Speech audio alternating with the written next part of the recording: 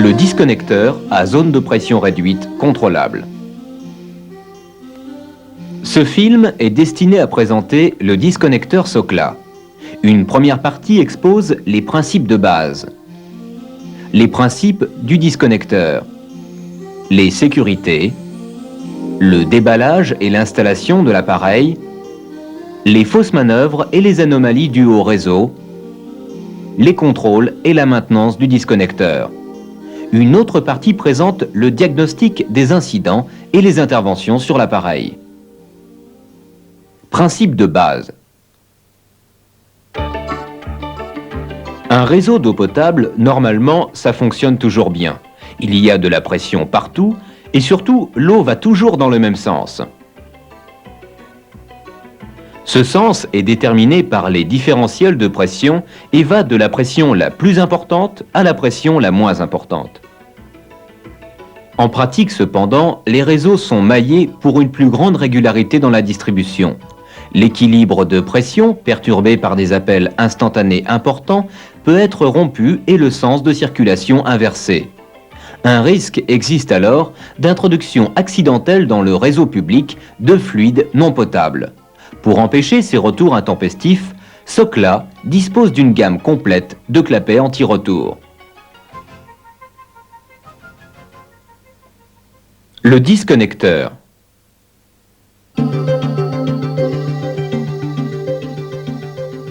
Quand il y a risque pour la santé humaine, il faut aller plus loin dans la protection. C'est la disconnexion. La zone de disconnexion est délimitée par deux clapets anti-retour fonctionnant dans le même sens.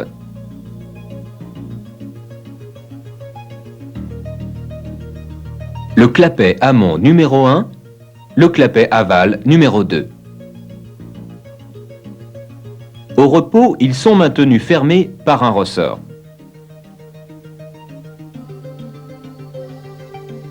En fonctionnement, il en résultera une perte de pression au passage de chaque clapet et trois zones caractéristiques du sens de circulation du fluide de la pression la plus haute vers la pression la plus basse.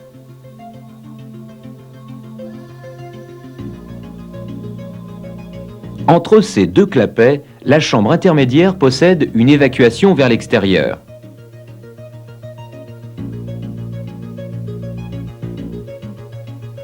Cette évacuation peut être obturée par une soupape.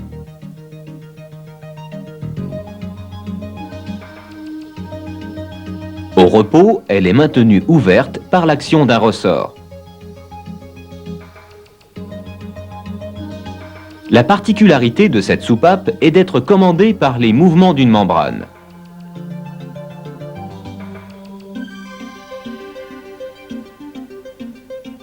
Si l'on agit sur la partie supérieure de la membrane, la soupape se ferme.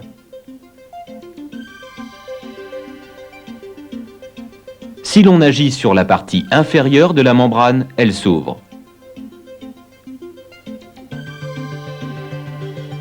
C'est la pression dans la chambre intermédiaire qui, aidée par la force du ressort de soupape, actionne la membrane dans le sens de l'ouverture.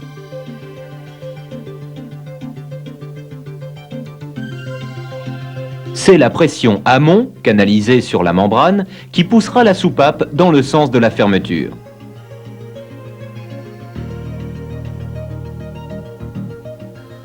Et maintenant, mettons la pression dans le circuit et créons les conditions de circulation normale.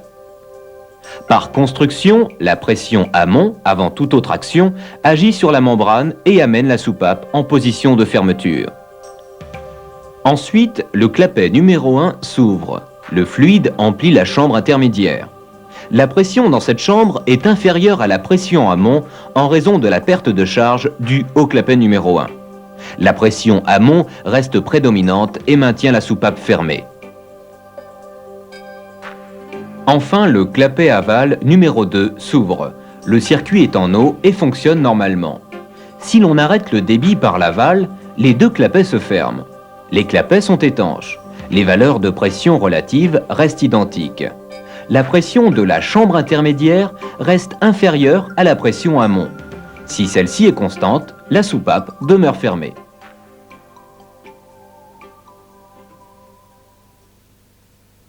Les sécurités du disconnecteur. La sécurité est assurée quelle que soit l'origine de l'incident, perturbation sur le réseau ou dysfonctionnement interne. Premier cas. Le disconnecteur est à l'arrêt.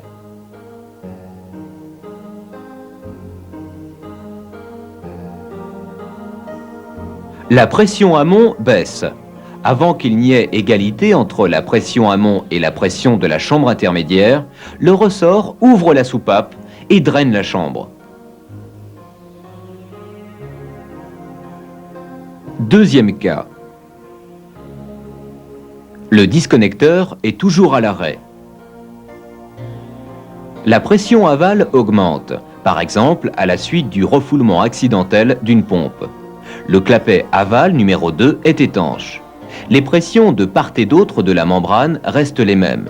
Il n'y a aucun écoulement à la soupape. Troisième cas. Le clapet numéro 1 du disconnecteur est endommagé. Rien ne se passe en débit dans la mesure où les deux clapets sont ouverts. À l'arrêt, par contre, la pression amont va passer dans la chambre intermédiaire. La soupape va s'ouvrir de façon à évacuer la fuite du clapet. L'écoulement sera continu à la soupape.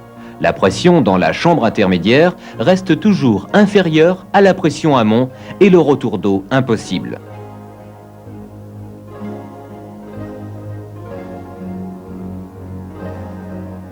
Quatrième cas.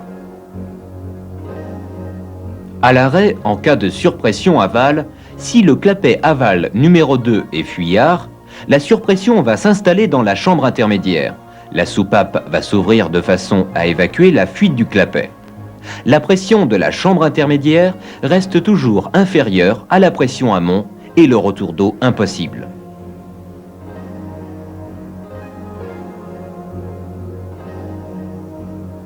Bien entendu, s'il n'y a pas de surpression aval, la fuite du clapet aval numéro 2 est sans conséquence. Cinquième cas. La membrane est percée. C'est un cas extrêmement rare.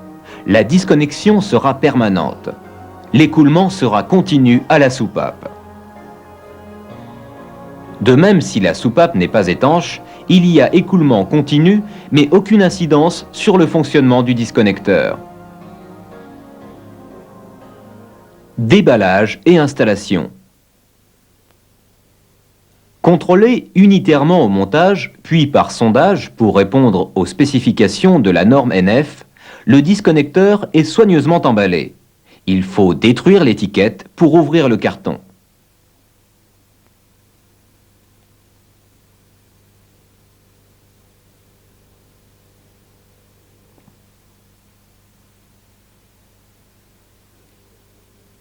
Le disconnecteur Socla est livré accompagné de 2 douilles de raccordement et de joints d'étanchéité pour la version taraudée. Les orifices amont, aval et l'orifice d'évacuation sont protégés pour éviter toute intrusion de corps étrangers.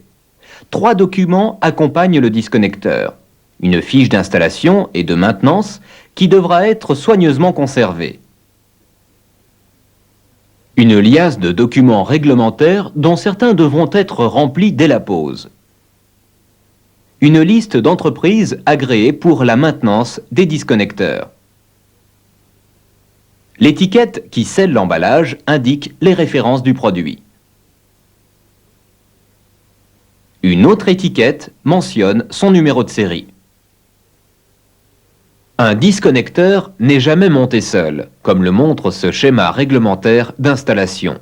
L'installation réglementaire est composée de 2 vannes destinées à isoler le disconnecteur, notamment pour les opérations de maintenance. Un filtre avec robinet de rinçage doit obligatoirement être posé entre le disconnecteur et la vanne amont.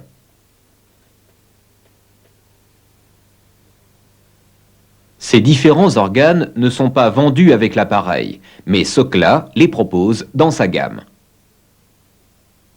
Lors de l'installation, attention que téflon ou filasse n'obstrue pas le filtre ou ne pénètre dans le corps du disconnecteur au risque de nuire à l'étanchéité des clapets.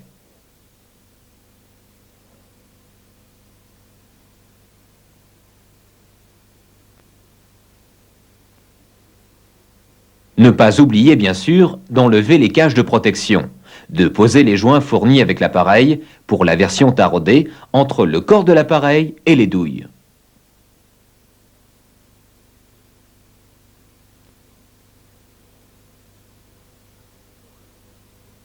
Attention à n'engager aucun outil dans le corps du disconnecteur. Ceci pourrait l'endommager gravement. La mise en eau du disconnecteur doit être extrêmement progressive. Une fois celle-ci effectuée, l'air contenu dans l'appareil doit être purgé par les robinets situés au-dessus.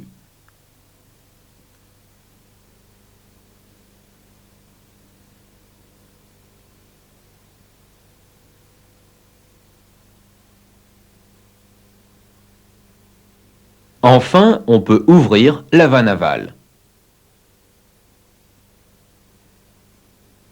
Anomalie due au réseau et fausse manœuvre. Lors de la mise en eau, si l'ouverture de la vanne est trop rapide, un phénomène d'onde de choc caractéristique se produit. Il faut alors vider l'appareil. Pour ce faire, ouvrir le robinet de rinçage du filtre pour provoquer la disconnexion, puis procéder à une nouvelle mise en eau.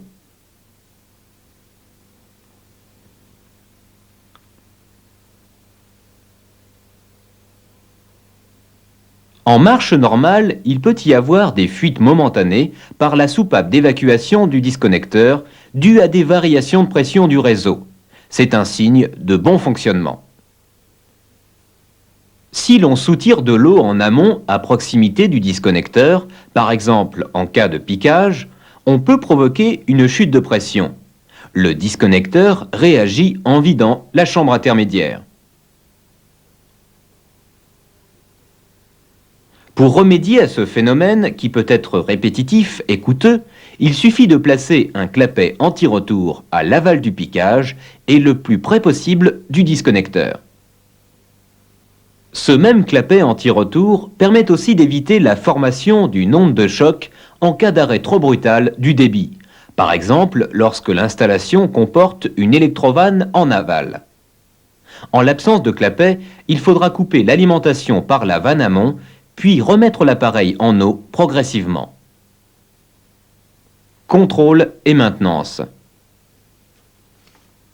Une mallette de maintenance bénéficiant de la marque NF permet d'assurer la vérification annuelle du disconnecteur et d'en effectuer la maintenance. Elle comporte notamment un manomètre différentiel, 2 manomètres indiquant les pressions amont et aval, un dispositif pour effectuer les contrôles prévus dans la fiche de maintenance.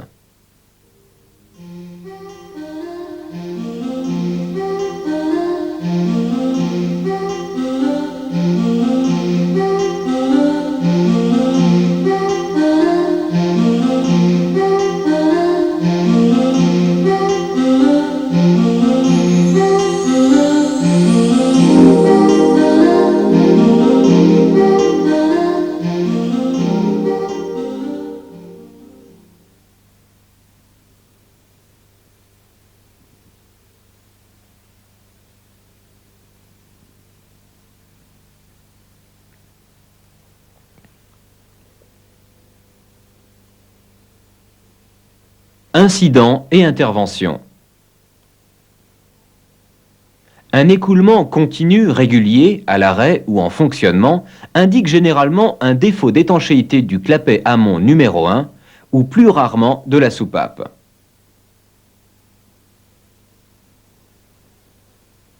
Il faut dans ce cas faire effectuer à l'appareil plusieurs cycles circulation-vidange pour chasser d'éventuelles impuretés.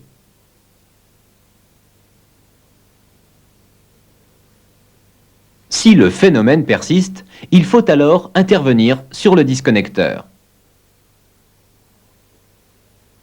Avant l'intervention, on isole le disconnecteur en fermant la vanne aval, puis la vanne amont.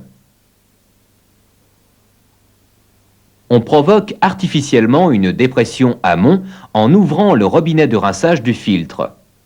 Il y a alors disconnexion et l'appareil se vide. Une simple clé à pipe suffit pour intervenir sur le disconnecteur. Pour l'intérieur, une clé de démontage de clapet sera nécessaire. Pour décoller le chapeau du corps de l'appareil, le trou taraudé pratiqué à l'amont permet de faire levier en utilisant une des vis de fermeture ou l'anneau de levage dans le cas des disconnecteurs à bride. On peut ainsi retirer l'ensemble chapeau plus soupape et intervenir à l'intérieur.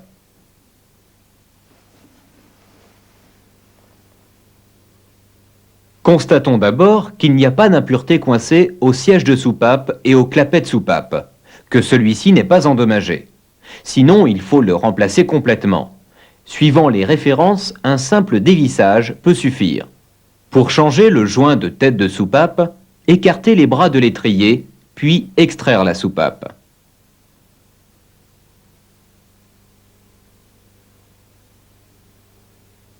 Vérifiez le bon état de téflonnage de la tête de soupape, la remplacer si nécessaire, piquer et extraire le joint à l'aide d'une pointe et le changer.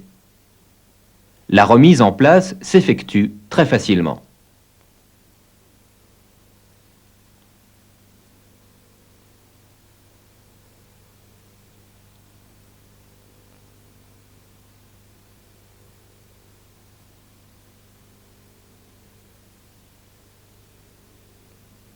À l'aide de la clé spéciale, débloquez les clapets. Il est ensuite facile de les retirer.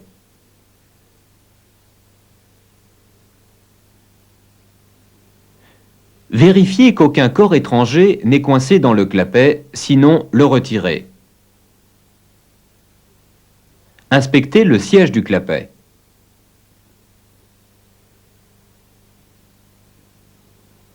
Si celui-ci est endommagé, et selon la référence du matériel, on peut soit changer le bloc clapet dans son ensemble, soit uniquement les pièces défectueuses.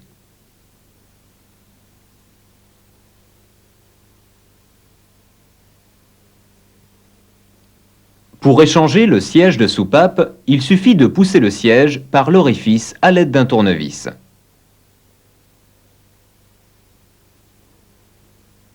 Remettre en place le siège neuf avec son joint, graisser légèrement pour faciliter le remontage. La conception générale et l'accessibilité exceptionnelle des disconnecteurs Socla permet d'effectuer sans difficulté toutes les opérations de maintenance, de réparation, d'échange sur le site sans dépose de l'appareil.